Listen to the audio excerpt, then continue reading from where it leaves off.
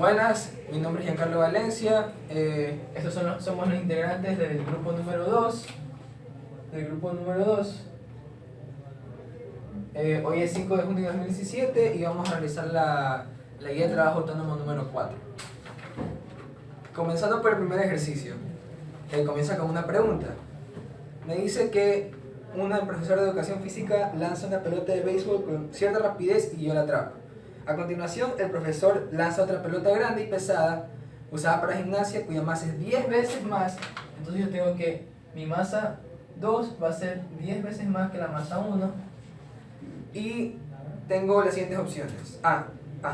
Si la pelota grande y pesada se le puede lanzar con la misma rapidez, con la misma cantidad de movimiento y con la misma energía cinética. Y tengo que clasificar estas opciones como las más fáciles y más difíciles de atrapar. Entonces, nosotros vamos a analizar cada caso. Entonces, en el primer caso tengo que las velocidades son las mismas. Entonces, ¿cómo puedo saber cuál va a ser más fácil o más difícil de atrapar? Se utiliza el teorema cantidad de movimiento e impulso, porque nosotros también sabemos que el impulso es la fuerza media dividida para un intervalo de tiempo. Entonces yo sé que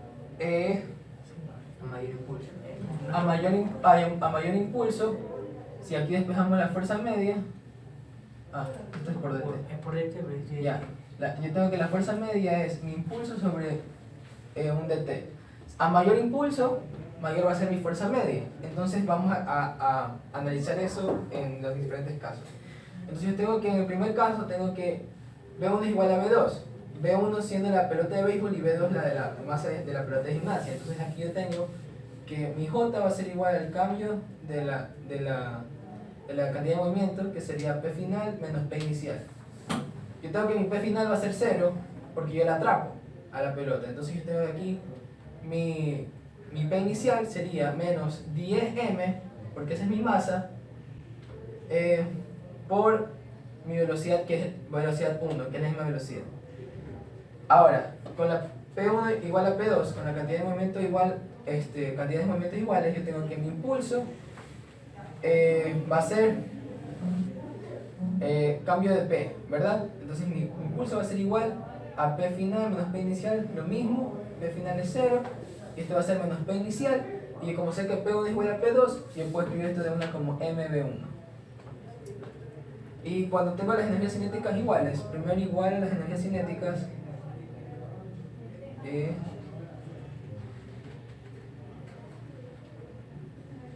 y aquí yo tengo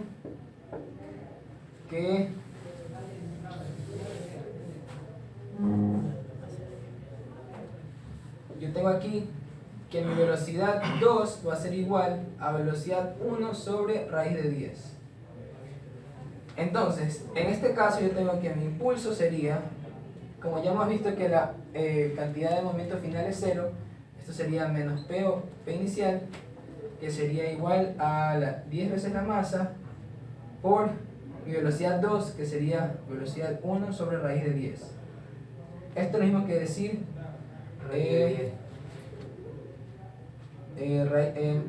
masa raíz de 10 por velocidad 1. Entonces ya tenemos aquí tres impulsos, llamamos al impulso 1, impulso 2 e impulso 3. Entonces nosotros analizando sabemos que este valor del impulso 2 va a ser el menor de todos, seguido por el J3 y finalmente el mayor, que es mi J1.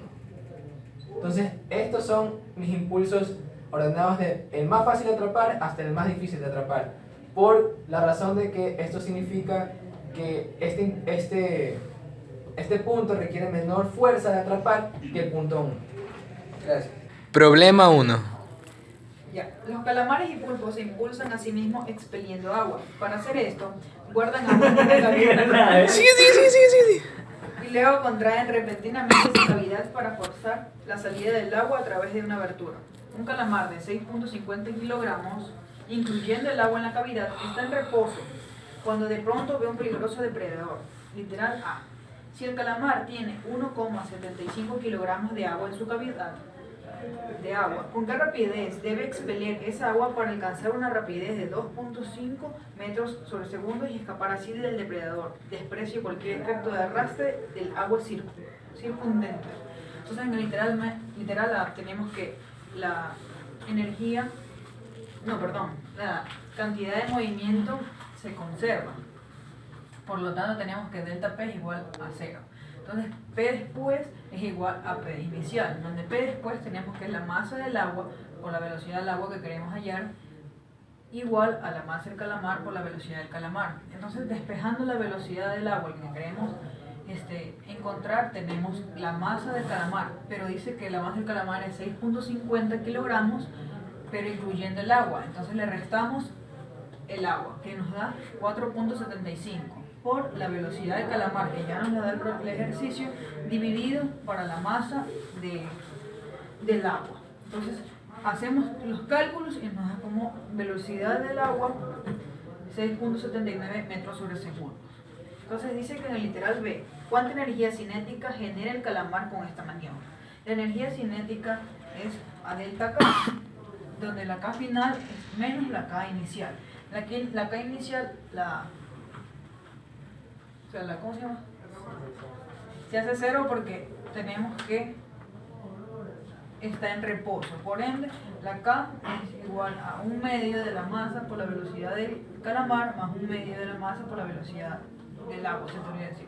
Entonces comenzamos a reemplazar, K es 1/2 de la masa, que es 4.75 por la velocidad del calamar, 2.50 elevado al cuadrado, más 1/2 de la masa del agua, que es 1.75, por 6.79, que ya calculamos de la velocidad del agua elevado al cuadrado. Entonces, acá tenemos que es 55.85 joules. Problema 2. Ves en la figura un plano inclinado de ángulo de 60 grados y la masa M 3 kilogramos. Esta es la figura que forma 60 grados y tiene una masa de 3 kilogramos. En reposo sobre una superficie horizontal lisa, es decir, que sobre esta superficie no hay coeficiente de fricción y no existe fricción, nada de eso. Supongamos que se sitúa un bloque de masa de 1 kilogramo en la parte superior del plano inclinado y se permite que se deslice hacia abajo. En un inicio del plano, el bloque pequeño estaba aquí y después se movió porque tampoco el ejercicio nos dice que no existe fricción y es liso, más rápido. Suponiendo que el contacto entre el bloque y el plano es liso, calcular la velocidad de V del bloque en relación al bloque inclinado en un instante subsiguiente en el que el plano se desplaza hacia la derecha a una velocidad Vm 0.5 metros sobre segundo. Ya. Para resolver este ejercicio vamos a utilizar la conservación de la cantidad de movimiento y nos dice que la conservación de la cantidad de movimiento es igual a 0, que la cantidad de movimiento después menos la cantidad antes tiene que ser igual a 0. Despejando nos va a quedar que después tiene que ser igual que la cantidad de movimiento de antes. Ahora vamos a analizar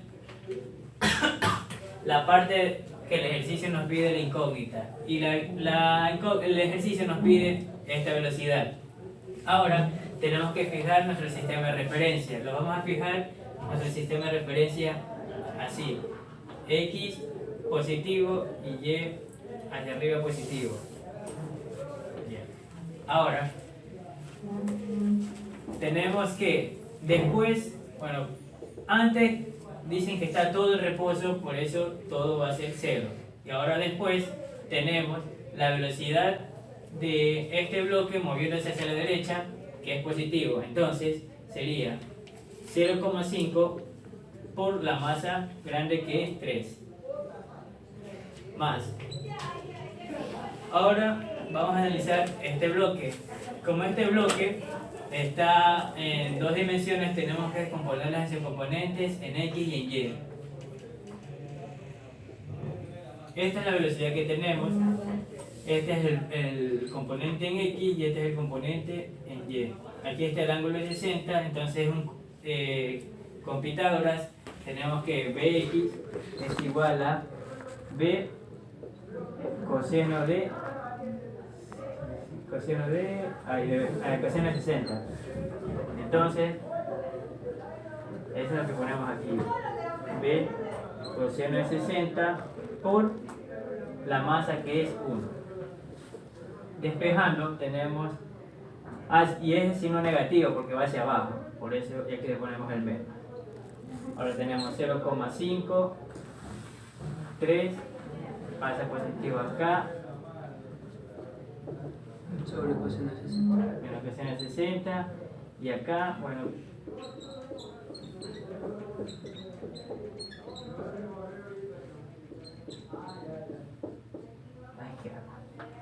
bueno, sacando los resultados sale que la velocidad es igual a 4 metros sobre segundo.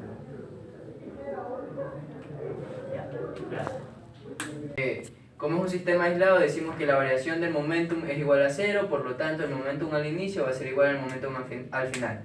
Entonces para eso vamos a dividirlos por componentes en X y en Y, y decimos que el momentum era igual a la masa por la velocidad. Entonces, al inicio tenemos la masa de la canoa, que es 60 kilogramos, por su velocidad, que nos dice el ejercicio, que es 3.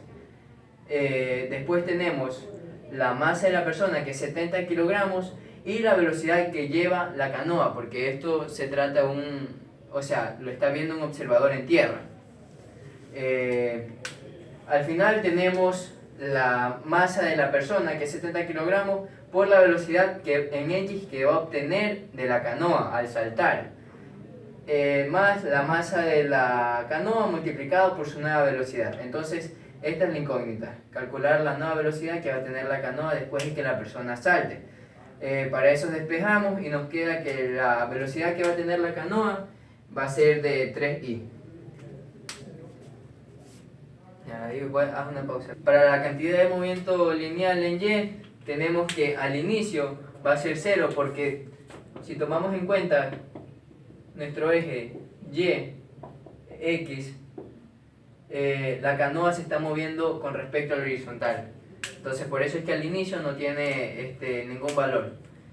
Ya para el final nos damos cuenta que el hombre al saltar va a empujar la canoa, y por eso es que como la persona saltó una unidad en la componente J, va a tener 1 más la velocidad que obtuvo en la canoa por su respectiva masa, más la masa de la canoa por su velocidad que va a tener en Y. Entonces despejamos la velocidad en Y y tenemos que es menos 0.54 J. Entonces la representamos como vector y le sacamos un módulo. El módulo vendría a ser 3.04. Ya. Entonces nos pide la velocidad del hombre con respecto al lago, el literal B, la velocidad final del hombre con respecto al lago. Entonces, para esto utilizamos un poco de velocidad relativa y decimos que la velocidad del hombre con respecto al lago va a ser la suma de la velocidad del hombre con respecto a la canoa más la velocidad de la canoa con respecto al lago. Entonces, la velocidad del hombre con respecto a la canoa era de una unidad J hacia arriba, y la velocidad de la canoa con respecto al lago va a ser la que nos salió aquí. Esa va a ser su velocidad final. Entonces sumamos y nos queda que la velocidad del hombre con respecto al lago va a tener 3i menos 0.46 j metros sobre segundo, con su módulo de 3.03. Literal C nos pedía la energía del sistema antes que se produzca el salto y después de que se produzca el salto. Entonces, como se ve, no solo se está moviendo alrededor del eje X, vamos a tener que solo la energía cinética. Entonces, energía cinética es igual a un medio de la masa para el inicio, ¿no? La masa 1 más la masa 2 por la velocidad que llevaba el sistema al inicio, que es de 3 unidades al cuadrado. Entonces me queda que la energía cinética antes es de 585 joules. Después la energía cinética va a ser igual a un medio de la masa, pero esta masa va a ser solo de la canoa, por la velocidad que va a llevar la canoa, porque el hombre ya no se lo considera en el sistema después de de que saltó. Entonces este resultado de energía cinética, verga, hice algo mal. La energía cinética después del salto del hombre va a ser igual a la suma de la energía cinética de la canoa más la suma de la energía cinética del hombre después del salto. Entonces esto es un medio de la masa, que es 60 kilogramos, por la velocidad que lleva la canoa después del salto, que era de 3.04. Más un medio de la masa del hombre, 70 kilogramos, por la velocidad del hombre después del salto, que la habíamos calculado aquí, 3.03 al cuadrado. Entonces la energía cinética nos queda que es 598.5 joules. Entonces para evaluar si hay pérdida de energía, tenemos que ver su diferencial de energía cinética, que es la energía final, menos la energía inicial. Y esto es igual a final. Vemos que después del salto es 598.5 menos la energía inicial, que era 585. Y nos da como resultado 598.5 menos 585, 13.5. Nos damos cuenta que su variación es de signo positivo. Esto quiere decir que no ha perdido energía, sino que ha ganado. Gracias. Me toca a mí hacer el problema 4. Entonces, este consiste en que una partícula es arrojada desde un punto que llamamos punto 0 en x igual a 0 a un ángulo de 30 grados con respecto al horizontal con una velocidad de 30 metros sobre segundo, y se dice que está siguiendo una trayectoria parabólica, y en 2 segundos esa partícula se divide en dos partes iguales, y se sabe que una de esas partes cae después de medio segundo de que se han dividido, cae a la mitad del alcance máximo si es que no se hubiera, utilizando la trayectoria, si es que no se hubiera roto la partícula. Entonces nos preguntan la posición del otro pedazo. Entonces nosotros sabemos que como aquí en este instante la partícula es un sistema cerrado, se puede aplicar el concepto de conservación de la cantidad de movimiento. Entonces nosotros sabemos que el cambio de la cantidad de movimiento es igual a 0. Entonces, planteando las ecuaciones, tenemos que la cantidad de momento inicial, que es antes de que explote, es igual a la cantidad de momento después. Entonces nosotros tenemos que al comienzo nosotros denotamos a la masa m como si es la masa total antes de que se rompa, por la velocidad inicial que desconocemos, es igual a la masa media, porque sabemos que se divide en dos partes iguales, por una velocidad que no conocemos, que recorre el trayecto 1, y la masa 2 que está acá, que denotaremos el trayecto 2. Entonces, al ver esta ecuación nosotros vemos que podemos simplificar las masas y nos va a quedar velocidad 0 es igual a velocidad 1 medios más velocidad 2 medios. Entonces, lo que yo sé aquí es que la velocidad, por definición, es un cambio de posición con respecto a un tiempo. Entonces esto llamaré x0, esto sería delta x1 sobre un delta t más dividido para 2 más un delta x2 sobre un 2 delta t. Entonces, a partir de esta ecuación nosotros podemos observar, nosotros sabemos que los cambios en posición son diferentes el uno del otro, pero nosotros vemos que podríamos simplificar los tiempos si es que tomamos un intervalo de tiempo adecuado. Entonces, como habíamos dicho antes, utilizando un intervalo de tiempo adecuado que va a ser medio segundo después, o sea el tiempo de 2 a 2.5, podemos simplificar estos tiempos. Entonces aquí nosotros podemos observar que este delta x inicial va a ser utilizado en un rango de 2 a 2.5, y para eso se debería analizar la posición que hubiera tenido este objeto de aquí si no se hubiese partido en dos, que sería por acá, más o menos. Entonces ahora procedemos a calcular las posiciones en x cuando t es igual a 2 y cuando t es igual a 2.5, que es este de aquí. Utilizando las ecuaciones de cinemática, primero calculamos el tiempo del alcance, de la mitad del alcance máximo. Nosotros sabemos que en este punto la velocidad en y es igual a 0, y con eso podemos calcular el tiempo utilizando esta ecuación de cinemática en el que se tarda en subir. Utilizando ese mismo tiempo podemos calcular en cambio el alcance máximo, sabiendo que la velocidad en X, que el movimiento en X en un lanzamiento de proyectiles es constante. Y nos queda como resultado que la posición es 39,7 metros, teniendo en consideración que nuestro marco de referencias, el origen es del punto en el que sale el proyectil. En t igual a 2, nosotros calculamos también utilizando la misma ecuación de cinemática, y nos queda que es 51,96 metros, y en 2,5 nosotros tenemos que la posición es 64,95 metros, todo en X. Entonces ahora sí podemos proceder a calcular las posiciones. Entonces nosotros tenemos que la posición de X0, que es mi punto si no se hubiese partido la partícula, es el X final, que nosotros sabemos que es 64,95, menos el X inicial, que es 51,96. Eso es igual a 1 medio, sacando factor común, y tenemos que dtx1 x1 es mi primera trayectoria, que es este camino de aquí.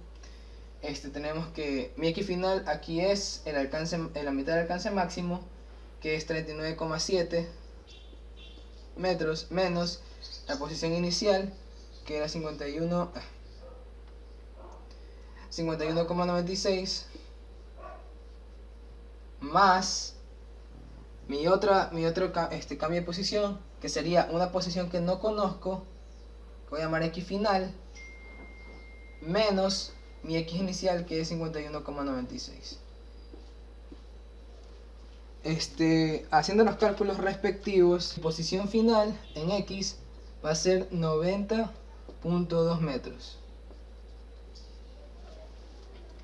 Ahora, utilizando el mismo concepto, se puede calcular también la posición en Y.